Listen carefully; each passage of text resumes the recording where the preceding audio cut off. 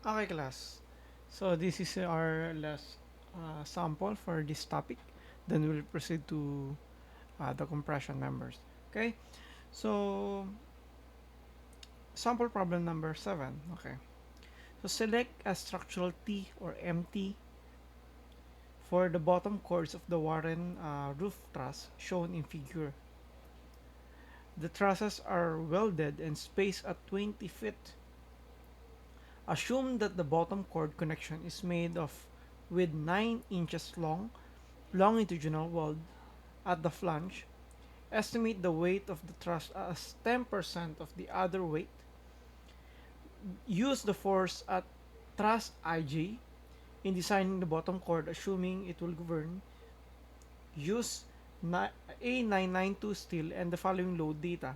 Wind is not considered to this sample. So use LRFD2.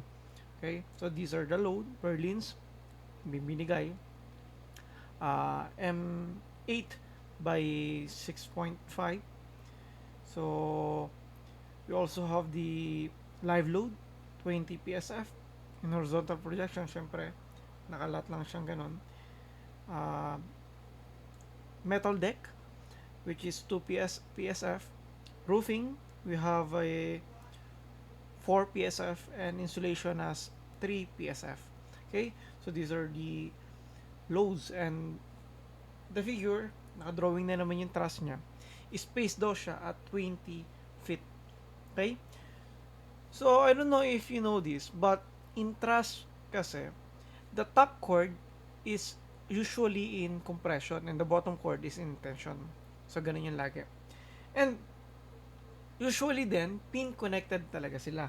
Now, we have purlins. Hindi naman laging channel yun eh. Di ba? Hindi naman laging maninipis yun eh. So, minsan, ginagamit yung mga I-beams din. Minsan naman is M-shape yan. Pero M-shape kasi is, eto kasing figure na to, yung I-shape na to, parang ginawa lang siya mukhang I-shape ah. Pero, it could be anything. It could be rectangular, could be uh, channel, could be uh, circular, no circular. It could be uh, square, 'di ba? So tubular, so yun nga rectangle sa tubular 'yon. Pero ang circular hindi ginagamit siya na. Bihira kasi mahina nga 'yon pag sa bending. Kasi yung for ano nun. Ano pa? Ano pa ba pwedeng gamitin dito? Sabi ko na yung I-shape. Yun lang naman kadalasan ginagamit. Pero not limited again yun so, to channel. Especially if malalaki is span. Okay? So, usually din, ang purlins natin, nilalagay natin at the joint. Kaya kung makikita nyo dito, at the joint of the every member end, okay?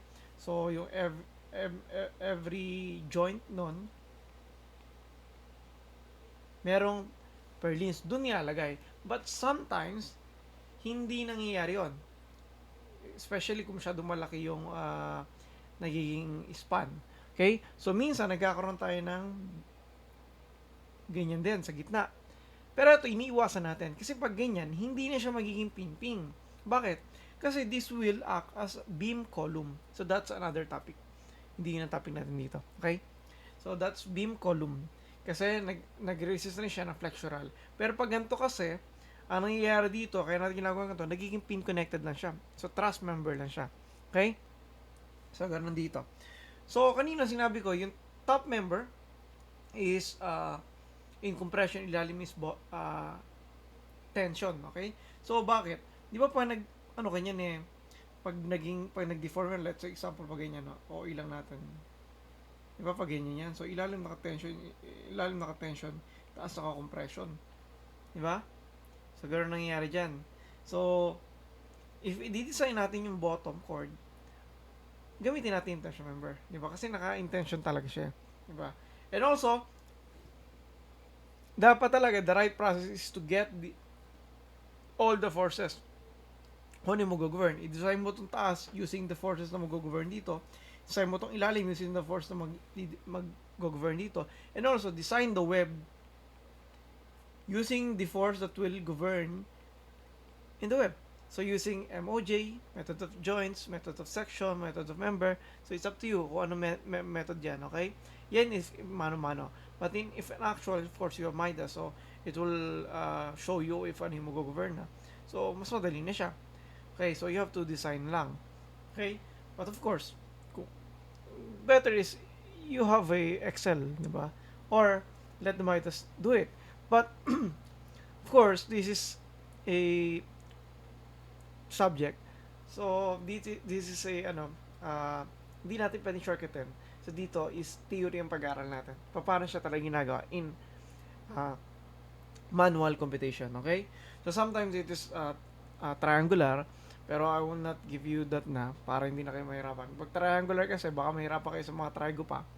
Dahil may trigo yon. Dahil you have to consider yung slope. So, eto, aralin nyo lang to para meron kayong idea. Okay, pero hindi naman laging ganito. Kahit sa board exam, hindi naman ganito ang tanong. Okay? So, just to give you an idea how to solve it in real life. Kasi ganito yung nangyari. But this example is in English method o English unit para masanay din tayo in both cases. Okay? Kasi yung anong tawag dito sa isang unit? Yung SI unit, kabisado na natin eh. So, how about in English unit? Okay? Kung madali lang din ng English unit, you have to convert it lang. Okay? Okay, so let's start. So, how do you start this? So, first is to compute the loads. We have to convert the loads na may papataw natin siya dito. Kailangan magmukha siyang static. So, statics muna tayo. So, para ka maglo-load ng ganyan, no? Tama ba? Ilipat mo yung mga load na ganyan para madali ka kumuha ng forces. Okay? So, we have forces. We need to get the forces. So, first, we need to get the reaction. But how do we get the reaction? We need to get the loading. Okay? Kailangan natin i-load yung mga nakalagay sa kanya.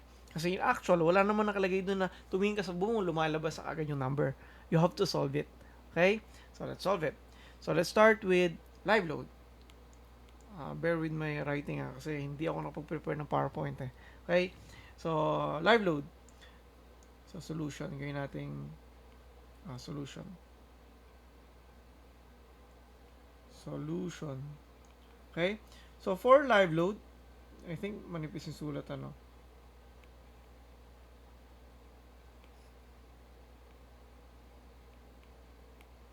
Hindi okay na yan. Live load. Pero pangit yung kulay. Sorry na, sir. Live load. You have live load. So, for live load, how do you compute that? Sabi sa live load, we have 20 PSF. Diba?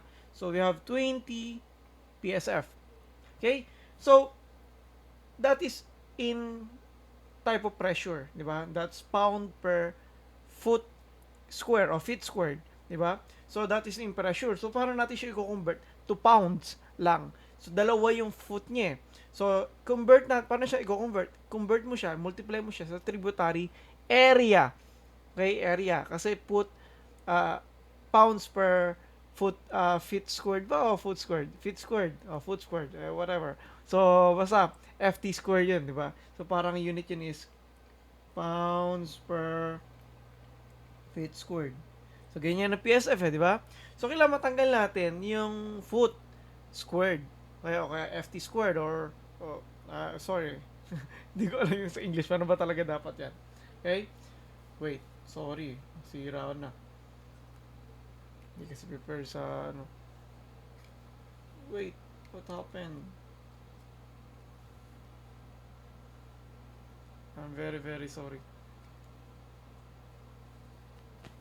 Technical problem. Ayan, nabalik mo rin. Okay. So, kailan natin yung tributary area? Diba, etong truss na to is space 20 feet apart. So, isabihin, kung eto, tinignan mo yung ano niya, parang meron kang ganito. Ito yung truss dito isa.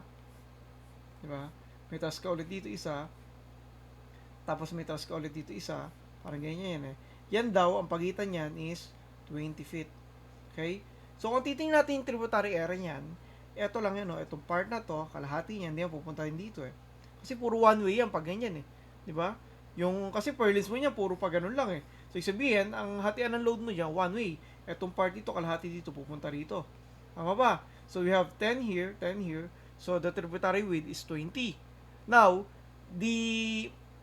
yung area niya, kasi 20 na to, so this is 20 na, kasi half-half yan, 10, 10. Ano yun naman, yung pang isang number niya. So, this is 40. Kasi 40 yung length ko. Kinabi. So, therefore, to convert into pound, you have to multiply it by tributary width and yung length. Okay? So, times 20 times 40. Okay? I don't know if this is readable. I think I have to increase the thickness. Try ko ha. Sorry. Pasensya nyo, sir. Solution. Okay? So, live load. So, we have 20 pounds per foot squared or feet squared times 20 na tributary width times yung length ng truss, 40. So, that would give you what? Okay. Tantananan. Ano nakalagay sa calcula labas? Correct me if I'm wrong. That is 1,000 or 16,000 pounds. Okay? So, that's 16,000 pounds. Okay? So, that is for the live load. Now, let's convert for the dead load.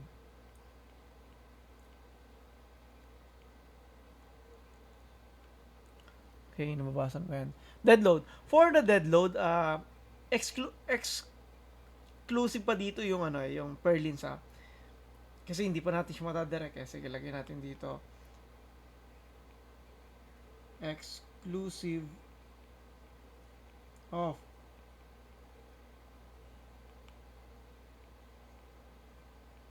purlins. Okay? Kasi hindi pa natin siya mako-convert eh. Malo-load ka agad eh. So, kumpitin muna natin. So, for example, we have the deck. Ano daw yung deck? Metal deck is 2 PSF. PSF, 2 pounds per PSF. Meron din tayong roof. Ano yung roof? 4 PSF. Meron din tayong insulation. O insul na lang. 3 PSF. Okay? So, total is nabubuo na sir, 9 PSF. Okay? So, that's the total dead load, excluding the purlins. Now, we have to add the purlins and syempre. So, the total dead load, pag kinonvert na, pero ito, i-convert natin siya sa pounds kasi ito naka-pounds tayo. So, pag kinonvert natin siya sa pounds, how do you convert that to pounds? So, ganun pa rin, we have to multiply it by 20 and 40 tributary area. Okay, para maging pounds. Kasi, ano siya, naka-pressure siya, naka-area. Ay, kumbaga parang sa SI unit eh, that is in Pascal. Okay, area, force over the area. Tama. Diba? Tayo, kilonewton per meter, millimeter. Meter square. Parang ganun siya pag nasa SI unit. So, the total, ano total? So, that would give you 7,200 pounds. Okay? So, total purlins naman. Para naman yung purlins? So, lagay natin purlins weight. Purlins. So, sa purlins, sir, hindi binigay. Binigay yan. Diba? Ang pagbasa sa mga ganito, sa mga M-shape, the first number is the depth in inches. Diba? And the second number is the weight or linear weight. Okay? So, that is pound per foot. So, pound per foot lang siya. Pound per foot, hindi foot square. Okay? So, pound per foot. So, ibig sabihin pala, yung weight ng purlins natin is binigay na. That is 6.5. Kada isa. Okay? Kada isa yan ha. So, eto kasing total na to is pangkabuuan. Okay? Pangkabuuan niya. Etong total na to, pangkabuuan. Etong live load na to, pangkabuuan din na load. Okay? So, etong kinukuha ko dito is pang isa pa lang na purlins. Okay? So, itong purlins na to, we have, ano daw sabi? 6.5. So, 6.5 pounds per foot. Diba? Kasi yun eh. So, we have pound per foot. Okay? So, multiply natin yan saan? Tributary width o area? Tributary width lang. Kasi hindi siya naka-area yung ilalim. Naka-foot lang tayo, hindi foot square. Okay? So, that would be 20. Okay? So, pag minultiply mo sa 20, paano ko siya gagawin total? Kasi, syempre, yung 7.2 na to, saka yung 16,000, total yan eh. Paano siya gagawin total? Bilangin mo yung ilan yung purlins. Diba? Yan tayong 1, 2, 3, 4, 5, 6, 7, 8, 9. Dilagay natin 9 times 9. Okay? Sorry. Awit ako na sa kama kasi ko. So, times 9. So, we'll have 1,170 pounds. Okay? So, that's the total. These are the loads na ilalagay natin. Now, sabi nga natin na pag nag-load tayo, gusto natin nasa joint. So, dapat i-convert natin sila sa joint. I-transfer natin sila doon sa joint. Huwag yung nakapangkalahatan. Kunin natin isa-isa. Okay? But before that, sinabi rin pala dito na syempre may bigat din yung weight, di ba? Yung truss, may weight din yun eh. So, assume daw natin na 10% ng other weight. So, paano yung 10% ng other weight na yun? Di pag add mo lang yung lahat, 10% of the other weight lang daw eh. 7.2, so, add ko lang to, 10% niyan. Yun lang naman sinabi. So, other weight, truss,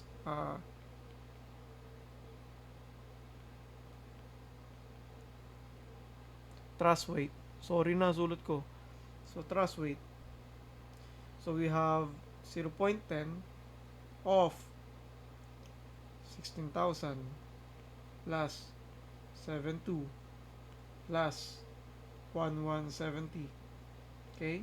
So, that would give you what? That would give you 2,437 pounds. Okay? Tama ba? Correct me if I'm wrong. Type nyo na sa calculator nyo para maka-check nyo rin yung sagot. Okay? So, yun siya. So, ito na yung lahat ng loading natin. Now, how do we convert that? How do we cut that? I-divide that load into this area. Okay? So, note that kada isang node dyan, kasi maglalagay ka dyan, parang isang span ang nakukuha niya. Span nito ng member ng ano. Hindi na span ng kuwari itong truss mo. Meron ka truss ulit dyan na 20. Hindi gano'n na. Sinasabi ko ngayon, itong ano na yan, member na yan. Okay? O element na yan. Okay? So, isang buo nakukuha niya. Itong part na to, isang buo din nakukuha niya. Diba? Ito rin, isang buo nakukuha niya. In short, lahat na nasa interior span, isang buo ang nakukuha. Okay? Isang buo nakukuha niya. Pero yung nasa exterior, di ba kalahati lang naman yung naloload niya? Di ba? Pero kung tutusin, ilan yung total span ba? Talagang 1, 2, 3, 4, 5, 6, 7, 8. Tapos half nito, 8. Half. So, 8 hatian talaga yan. 1, 2, 3, 4, 5, 6, 7, 8. 8 span talaga yan. Diba? So, parang, sige, pakita ko rin. Iba-ibahin natin kulay. Diba? 1, 2, 3,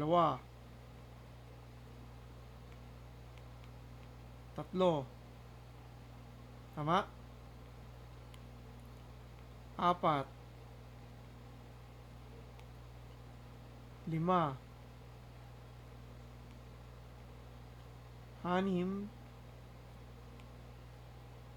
6, 7.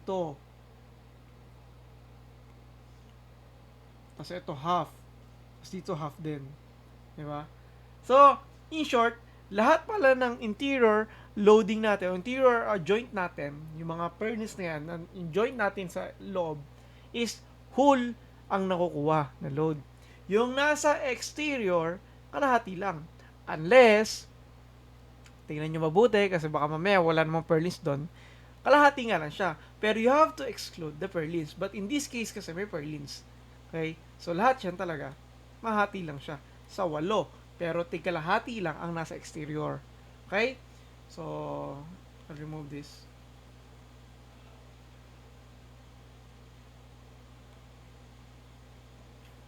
Okay. So, let's compute the loads at the exterior. So, load at the interior muna. Loads at interior joint. Okay? So, interior joint, so punta tayo sa dead load. So, dead load. So, dead load. So, we have 7.2, diba? Divided by, ilan yung span? Di ba maghahati-hati lang siya sa 8? So, isang buo, diba? Isang buo. So, yung isang buo niyan, yung total load divided by 8, yung isang buo na yon sa kanya yon. So, divided by 8 yan. Kasi wala span. Okay? Then, you have to add, then, ano pa ba yung di natin na isama dito? Truss weight. Okay? Yung truss weight, dagdag din natin yung truss weight. 2, 4, 3, 7 divided by, hatiin mo rin yun sa 8. Para yun ang ilalagay natin dito mamaya, oh. Diba? Yan. Parang ganyan. So, we'll have truss weight, okay? Then also, we have to add yung purlins. Ano pa yung sa purlins? Tingnan natin yung mga pinag-diisan na sa pinag-ano ko, kinukuha ko number. Yan. So, purlins is 1,117. Pero ito, divided by 9. Okay? Or, gawin lang nating 6.5 times 20. Bakit 6.5 times 20? Ito yung load ng isang purlin. Okay? Isang purlin. Ito kasing kanina, naka-times sa number ng purlins. Sir, bakit sa purlin, siyam? Tapos sa span, 8. Siyam yung purlins eh. 1, 2, 3, 4, 5, 6, 7, 8, siyam. Wala tayong magagawa. Kada isa ilalagay natin eh. Sa span kasi 8 lang talaga span. Wala tayong magagawa. Diba? So, be careful with that. So, in short, pwede mo gawin 6.5 times 20. Or, eto, i-divide mo sa 9. Divided by 9, number of purlins. So, ganun din. Parang na-cancel lang din to. Ito rin yung babaksak dun. Okay? So, using that, you'll have 1,335 pounds. Okay? So, you have that. So, let's solve for the live load. For the live load, madali lang. 16,000 pound divided by 8. Tama? Kasi wala yung, wala yung maghahati-hati na span. Okay? So, para kada span malalagyan. Mamaya kasi yan, pag na-convert na natin sila, kasi LRFD yan eh, magkakaroon tayo ng load dyan. I hope you get etong dulong part, kalahati lang ang nakukuha. Kasi kalahati lang ng span. Kasi di ba kung titingnan natin, dito sa part na yan, parang yung purlins natin yan, tributary width niya talaga, itong part lang na to. Diba? Pero itong part kasi na to, ang tributary width niya, L/2 lang, half lang yan. Diba? Okay? I hope you get that. Okay. So, this is sa live load, so we'll have 2,000 pounds. Okay? So, we have that. So, that is for the interior load. So, meron na tayong interior load. So, if you follow using LRFD kasi, pag ginawa natin LRFD, paano yung load yan? Sige, gawin natin siya dito. Using LRFD, syempre, mag-convert yung 1.2 dead load plus 1.6 live load. So, gawin natin, load PU interior. PUI na lang, PUI. Sige. So, we have 1.2 dead load. Ano yung dead load natin? 1,335 plus 1.6 live load. Ano ibibigay natin dyan? So, we'll have 4,802 pounds. Convert natin siya sa kips kasi mas madali pag kips na siya. So, in kips, that is 4.802 kips. Diba? So, meron na tayo dito agad na ganyan.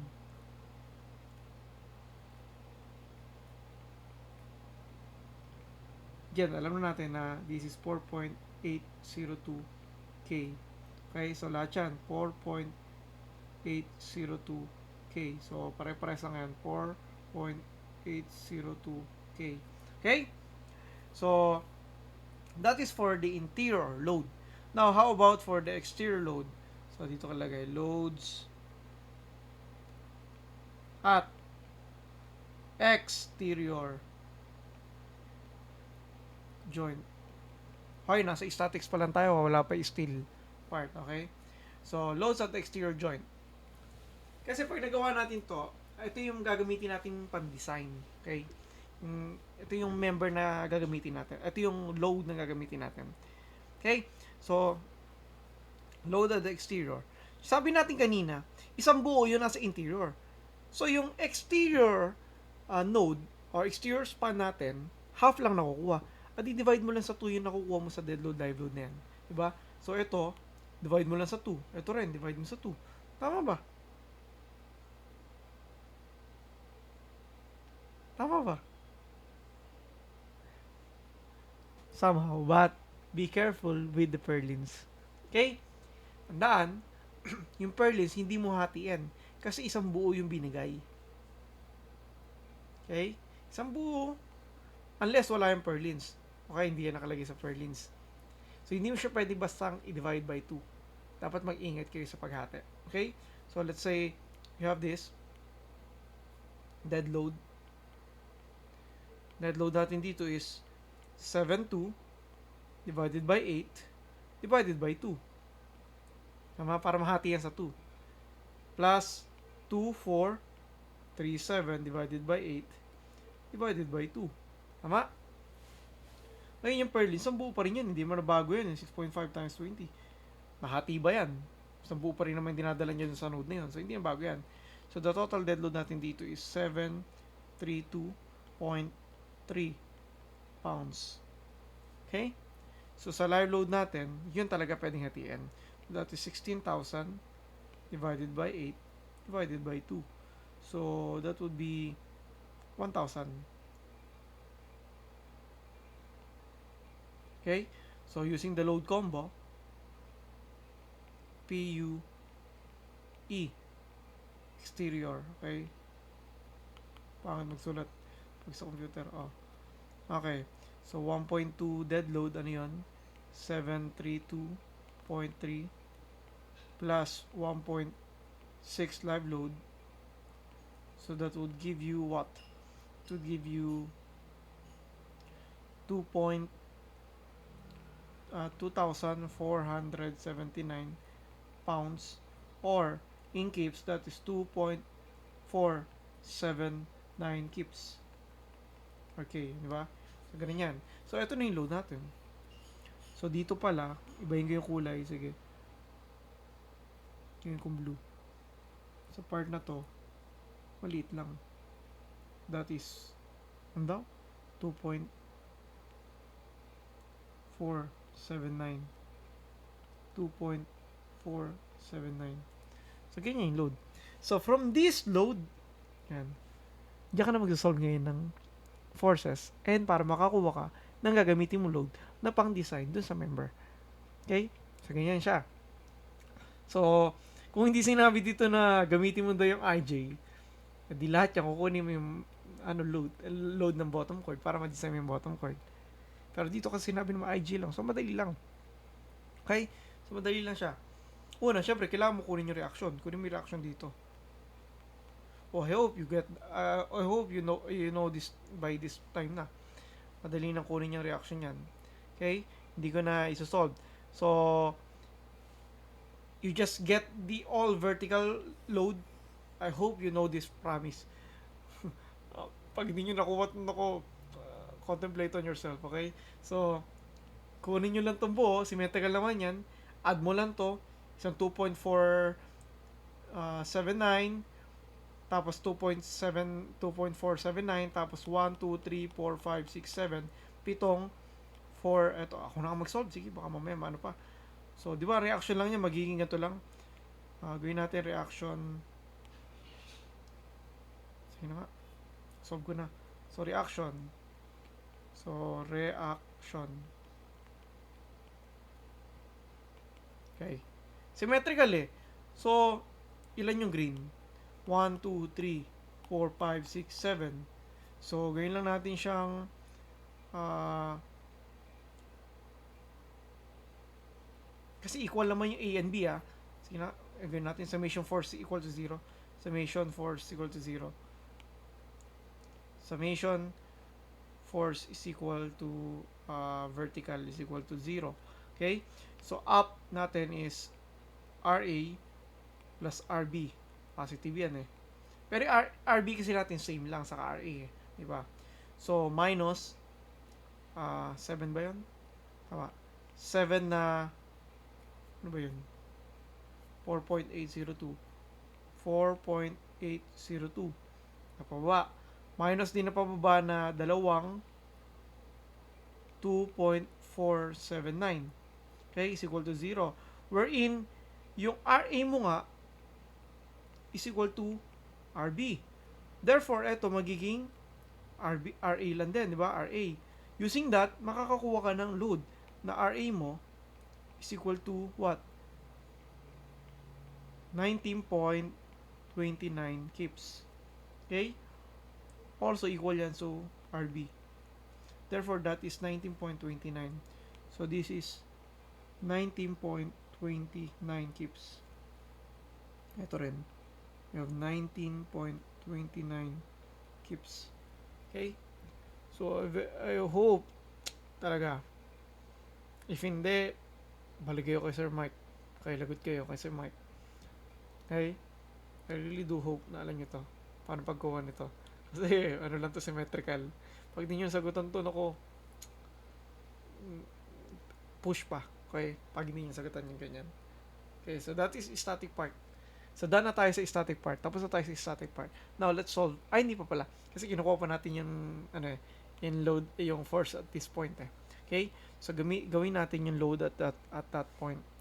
So, assume na iputol ko siya. Kung nga ito putulin na, ano natin to let's call this E, A, B, C. Ito, let's call this joint C. Ito, joint C yan. Itong part na to Okay, yung part na yan. So, para natin kukunin yung RJ na yan. Mag-moment, method of section, cut natin yung section na yan. Kailangan, syempre, yung pagka-cut mo, lalabas yung force ng mga hinahanap mo. Hindi ka pwede magka-cut dito. Pag niya ka nag-cut, at hindi mo papalabas yung RJ. Dapat doon ka sa mapapalabas yung RJ. Dito ako magka-cut. Cut ko, ito. Sorry, pangit. Yan ang cut ko. Okay, kinat ko dyan. So, pag kinat ko yan, syempre, mamili ka kaliwa o kanan. Pipili ko kaliwa. Mas konti sa kaliwa eh. Okay, so papalabasin ko sa kaliwa. So, technique dito, laging intention. Okay? Pag nag-negative, that is compression. Pero lagi mong assume na lagi in tension para hindi ka malito. Kasi pag balibaliktad ka, diba, sa ano yan, action and reaction. So, kung papaloob dito, pag sa kabila, para siyang papalabas. So, para di ka malito, lagi nilang tension. Tapos pag negative yung value, that it means it is compression. But still, puro pa ganun pa rin puro palabas pa rin yung ginagawa niyo. So, gawin natin dito. Meron tayo ditong load dyan. Ito rin, may load tayo dito. Ito rin, may load tayo dito. Okay? Now, how do we solve the force IJ? Okay? How do you solve the force IJ? Dito ko na isa-solve we take moment at what? The best case is to solve this using summation moment at C. So you take moment at C. Summation moment at Z.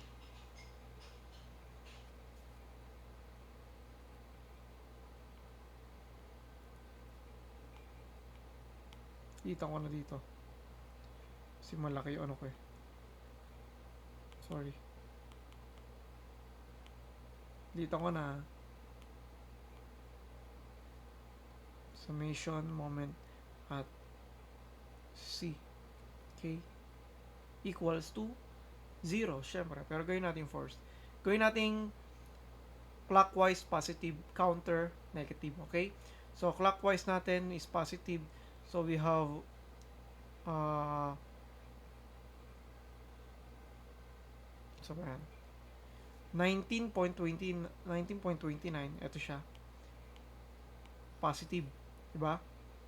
So, positive, from here, ilan yung distance niya. Para makuha natin tributary, ay yung tributary tuloy. The perpendicular distance. So, ito yung perpendicular distance niya. Diba? Wala dyan. Ano yan? Diba this is 5 foot, 5 feet. Nalilito si sir sa English. Ah, sa English, ano ba, nabobobo si sir sa pagsasalita ng English. So, 5 feet. Okay? Kasi pinag-iiba pa, foot, feet, yun din naman. So, 5 feet, 5 feet, 5 feet, as 5 feet. So, apat na 5 feet. So, that is 20 feet.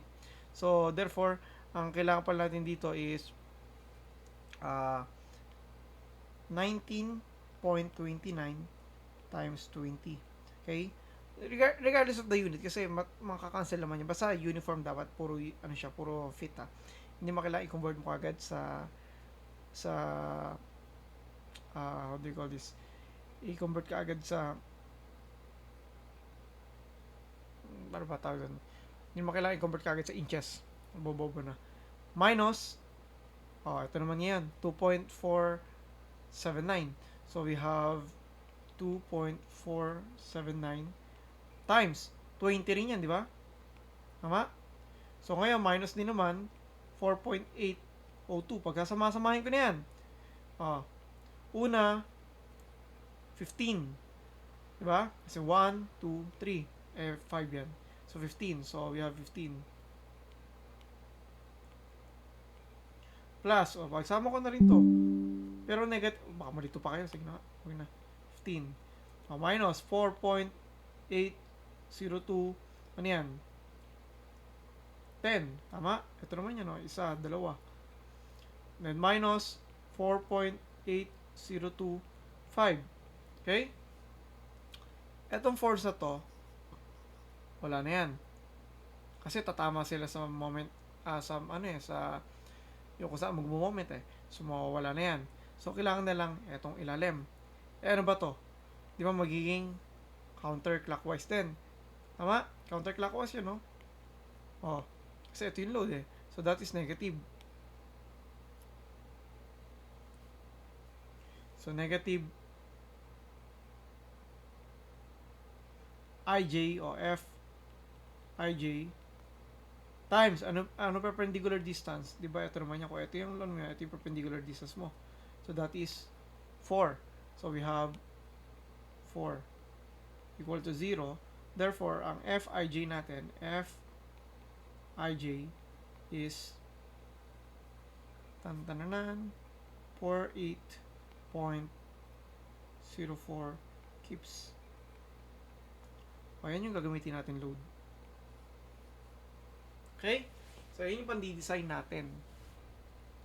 Papuisan yung binti ko. Naka-Indian seat kasi ako. Anyway. So, sorry. I'm so sorry. Ito na naman. Hirap nang walang kausap. So, I've been talking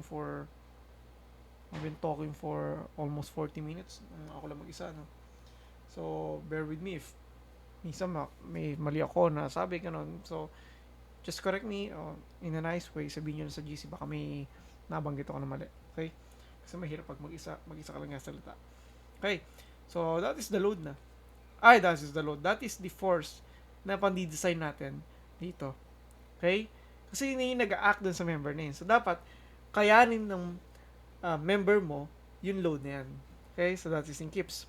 So, let's now proceed with designing that. So, how do we do that?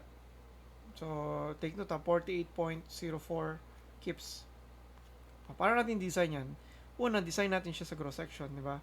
For gross section yielding,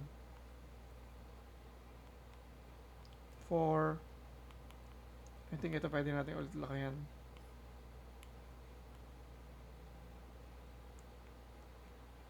For gross section yielding, di ba? Or gross section yielding, GSY. Paano yan? Ano ba formula dyan? Di ba sa GSY, ang formula daw ng PU is phi PN, wherein PN is FY AG. Tama? Oh, paano gagawin natin dyan? Sir, hindi natin makukuha AG ka agad. Wala tayong AG. Ano ang gagamitin kong member dyan? Wala nga ekang ano eh. Wala nga eka tayong member, tayo mag-design. At di AG ang hanapin mo. Kasi given naman yung PU eh. Ano ba yung PU? Di ba yung PU? Eto na yun. So, di yan yung gamitin mo. So, we have PU. Kunin ko na yung formula. Sige. In terms of AG, so, that would be AG is equal to PU over phi FY. So, yun yung formula. Tama? Gamit gamit yan, makakuha tayo ng AG. PU natin is 48.04. Tama ba? Divided by, ano ba yung, ano dyan, phi dyan? 0.9. Of course, pag ito is ASD, may iba lang to hindi na ito yung gagawin yung formula. I hope you know that. So, di-divide mo lang ng safety factor, hindi na reduction factor. O, FY natin is given naman yun. Ano ba yung sinabi FY natin? Sorry. Ito pala binigay dito. Ang FY kasi nito, binigay ito. Ang FY nito is 50 KSI. Okay, 50 KSI yan ha. Dapat pinakita na kasi isosolve nyo pa hindi naman mag-search pa kayo, hindi naman kinocompute yan hindi naman yan makukompute ng ganyan gawin nating use FY na lang. FY is 50 KSI. Okay, so 50 KSI, so you have 50.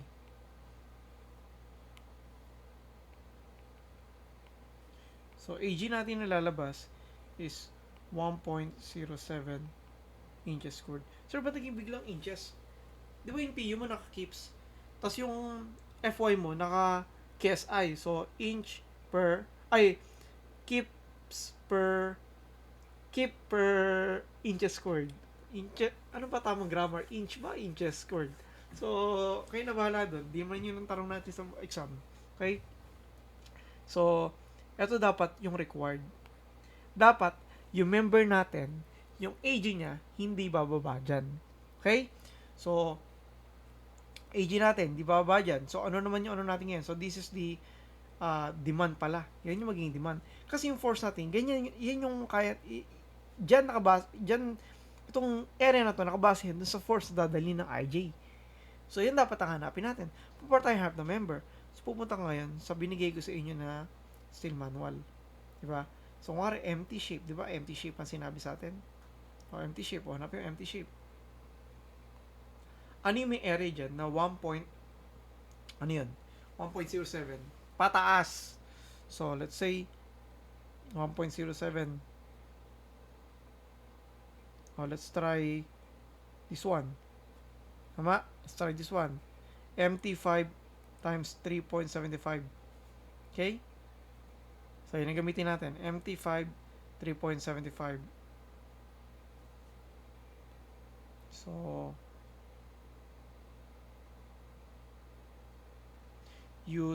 gamitin natin or try muna. Wag use. Parang pangit yung term. Gawin natin try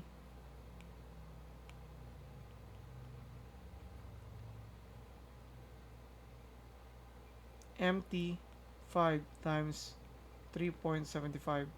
Of course, sa gross, ang AG natin dyan, nakalagay kanina, 1.11, di ba?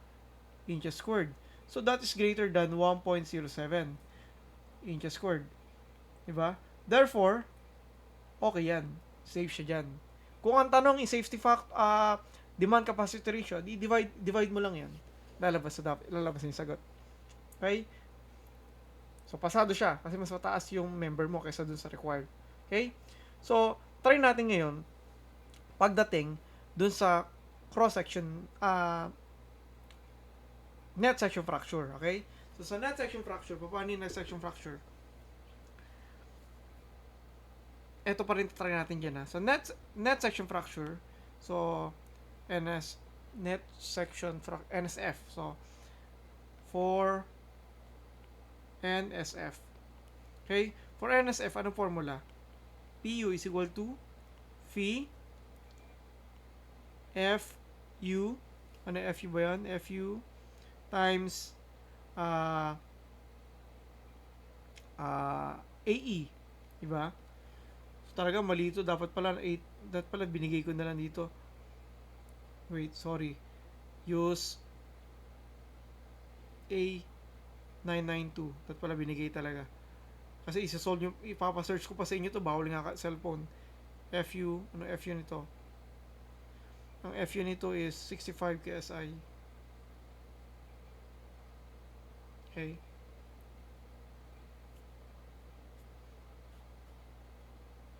Okay. So, dito sa NSF, kunin natin AE. So, we have AE. Ano formula na AE natin?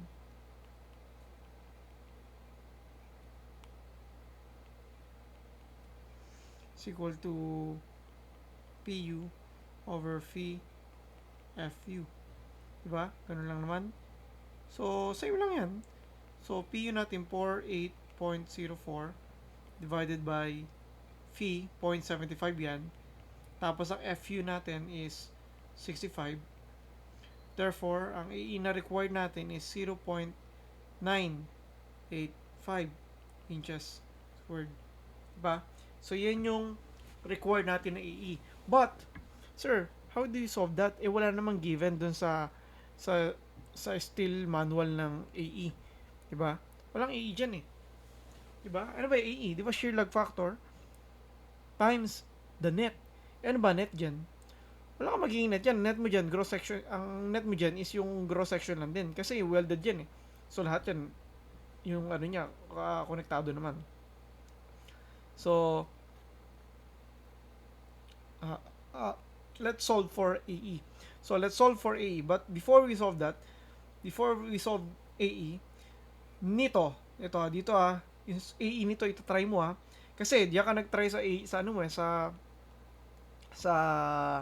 gross dapat i-try mo siya sa net nitong value nito. Okay? Solve for AE. How do you solve for AE? So, let's solve muna yung shear lag factor. Ano ba shear lag factor niya? So, shear lag factor niyan is 1 minus x bar, connection eccentricity, divided by L. Diba? Yung connection eccentricity, 1 minus x bar, binigay na yun si steel manual. Hanapin mo lang. 3.75. Ito siya. Diba? 3.75 yung ano niya. Saan yun? Ito. Okay? Kasi dito yan. Sa banda dito. Ito yung x-bar niya. Ito yan Parang ganyan. Banda dyan. So, dyan yung connection eccentricity din. Medyo baliktad lang. Di ba? Pinakipiliwar ko yun last time. So, 1.51. So, usually naman kung ano yung binigay doon na value. So, 1.51 divided by L. Ano yung L? Sinabi dyan ng L 9 inches long. Ito, 9 inches long. Okay? So, I have 9 inches long. So, ang shear lag factor natin dyan is magiging 0.8322. Okay? So, ngayon, paano natin kukunin AE? AE is shear lag factor times AN. But in this case, AG na lang din. Di ba? So, ang AG natin dyan, so 0.8322. Ang AG natin, yung ginamit natin dito. Di ba? Kasi yun yung itatry natin eh. Kukuha natin AE niyan eh. So, ano ba AG niyan? 1. Parang, asan ba ako? AE niyan is 1. Nalito na ako. Nasaan ba ako? 1.48 ba? Nasaan may 1.48? Something is wrong.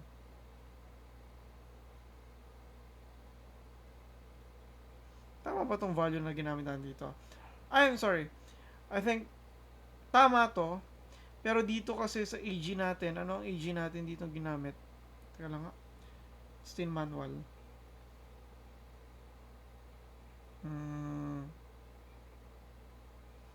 Wait.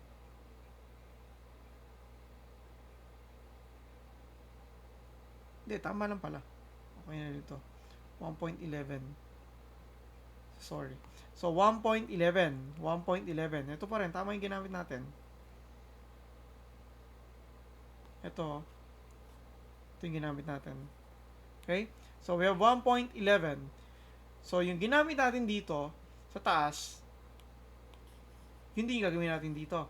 So, using that, we'll have 0.924 inches squared. Okay? Eh, ano ba yung required? Ito yung required, oh. Therefore, this is less than 0.985. Therefore, not good. Baksak siya. Diba? Ulit ka. Hindi mo na ulitin ng buo. Magta-try ka lang ng panibago. So, take note, ano yung mga required natin. At pala, inuna natin yung required na lang para hindi nakakalito isulat. So, ang required natin, tandaan, for the gross section yielding, ito required. For the NSF, ito ang required. Okay? So, ang lumabas sa capacity natin na pinili dito sa member na to, 1.11. Ang AE natin dito sa capacity nito is 0.924. Required 985. So, baksak. Okay? So, take note with this. Hindi natin ulitin yan. Ulitin lang natin yung member. So, let's choose for a bigger one. Pili tayo ng bigger one. Ano ang bigger one natin? So, para sure, lalakihan ko na. Gamitin natin etong member na to. Okay? So, MT65. Okay? Para sure. Pero, dapat, pag sinabi economical, kayo maghanap kayo ng economical, iisa-isahin nyo yun, ha? Okay. So, try MT 6/5. Okay? Sa gross section yielding, ang required natin, AG dapat na required 1.07.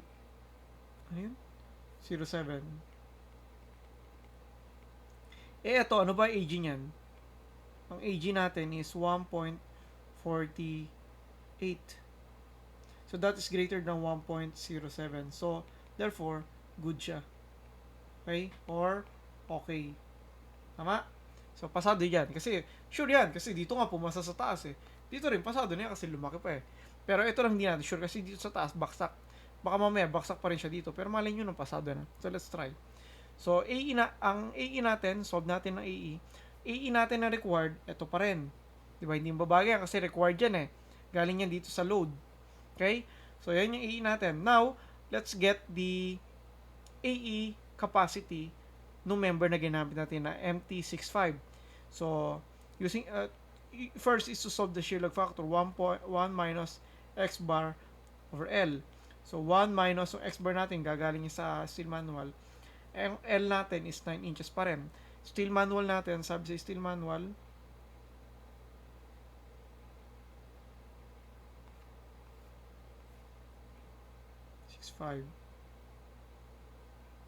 ito, 86. So, 86. So, we'll have 1.86. So, shear lag factor would be 0.7933. Okay? 0.7933. So, let's solve for AE. AE natin is shear lag factor times AN. But this is welded naman, throughout naman. So, buo yung net natin. So, para siya naging AG lang din. So, pwede mo use yung AG.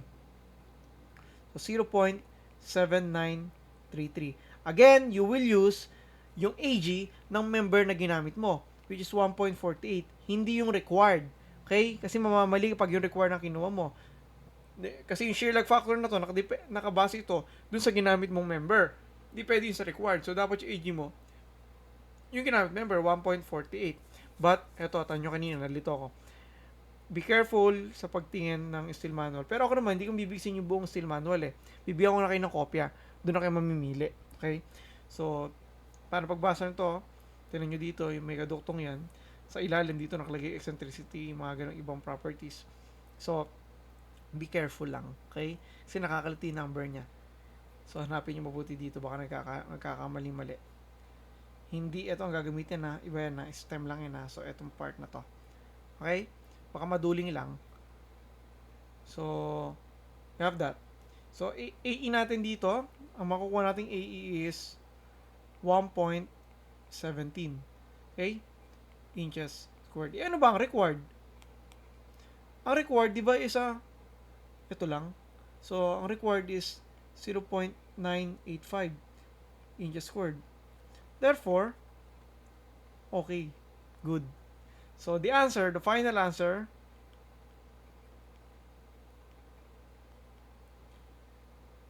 use MT 6 times 5. So, that's the final answer. Okay? Bakit? Sige. Summarize natin siya. Ang AG natin sa actual is 1.49 48. So, ang required is 1.07. So, this is okay. Sa AE natin, ang lumabas is 1.17. So, that is greater than to the required. Ano ba yung required? 0.983. So, that is okay. So, the final answer is this. Okay? So, yun. And, so, if that's a bit fast, you pause the video, then you solve it again. Okay? Pause the video, watch, and solve again. Okay? So, practice makes perfect. Okay? So, practice. So, this is one of the problem lang in real life. But, it's up to you if you want to, Actually, this is, parang biniltad lang natin yung mga unang sample natin. Sa unang sample kasi natin, kinukuha natin, binibigay yung mga member, solve mo yung PU. But in this case kasi, you solve the PU through the loads na binigay. Then, after solving that, you use that to get the member. So, pabaliktad. Parang, in short, parang binigay na yung PU, pero hindi pa binibigay directly. Parang indirectly binigay yung PU. So, you have to solve for AG and AE. Okay? Okay? So, pwede pala idagdag mo rin dito sa pan-check dito, use slenderness ratio. Ano ba yung slenderness ratio? Diba L over R lang yun. Ano ba L over R niyan? Anong L natin dyan? So, ang L natin dyan is 5, diba? 5 feet. In inches, gawin natin in inches. 5 feet. Ano yung inches niyan? Times 12, diba? Divided by, ano ba radius of gyration yan?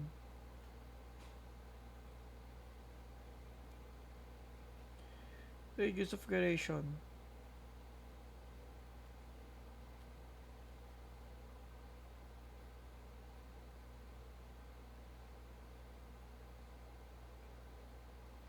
Ito yung week di ba? 9.4. So, 594. So, gawin natin ditong R5, 0.594. Kasi naka-in inches tong radius of gyration natin. So, with that, makakakuha tayo ng 101. So, that is less than the maximum. Ano ba maximum? Di ba, slenderness ratio natin na maximum is 300. So, okay pa rin siya. So, pwede nyo pan-check din yan. O kaya, you can use the minimum slenderness ratio. So, it's up to you kung ano gagamitin nyo. Kasi pag minimum slenderness ratio, L over 300. Pag slenderness ratio, minimum radius of gyration, L over 300. Pag slenderness ratio naman natitin natin yung maximum, L over R. Okay? So, sinabi yan, pag tension daw is 300. Pag compression, 200. Okay? That's why we want to make the member as much as possible. Yung steel is in tension. Para laging 300 yung maximum. Medyo mas mataas yung limit natin compared to compression, which is 200 lang. Okay? So, that's all for this topic. Okay? So, good luck!